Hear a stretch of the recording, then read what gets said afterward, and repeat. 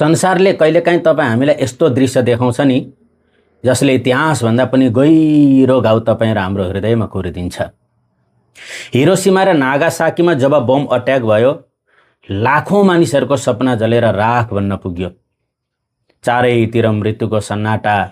हजारौं मानिसहरू आफ्नो परिजनहरूको अन्तिम संस्कारको लागि जब लाइनमा उभिएका थिए, त्यही भिडमा उभिएका थिए एकजना 10 वर्षको युवा जसको पिठ्युमा बाँधिएको थियो आफ्नै 2 वर्षको भाइको निर्जीव शरीर। त्यो दृश्यले देखेर त्यहाँका सैनिकहरूलाई दया जागेछ र उनीहरूले गएर भन्न लागे, तिम्रो भाइको शरीरबाट एकदम दुर्गन्ध आइरहेको छ र यो बोझलाई तिमी आफ्नो पिठ्युमा यसरी राखेर तिमी कहिलेसम्म उभिन्छौ?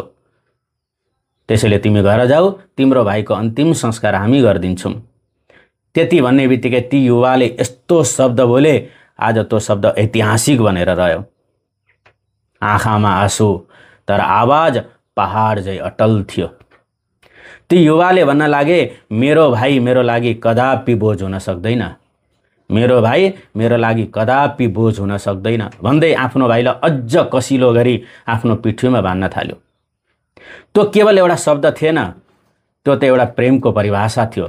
जहाँ प्रेम हुन्छ त्यहाँ सम्बन्धहरू कहिले बोझ हुँदैनन्। जहाँ आत्मीयता हुन्छ त्यहाँ कर्तव्य भारी लाग्दैन। जसको हृदयमा आफ्नोपन लुकेको हुन्छ नि, उसको लागि संसारको सबैभन्दा ठुलो दुःख पनि हलुका लाग्छ।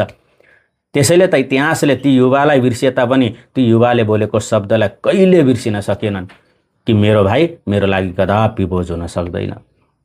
यदि तपाईँ आफ्नो भाइलाई प्रेम गर्नुहुन्छ, माया गर्नुहुन्छ भने यो भिडियो धेरैभन्दा धेरै व्यक्तिहरूलाई सेयर गर्न नबिर्सिनु होला।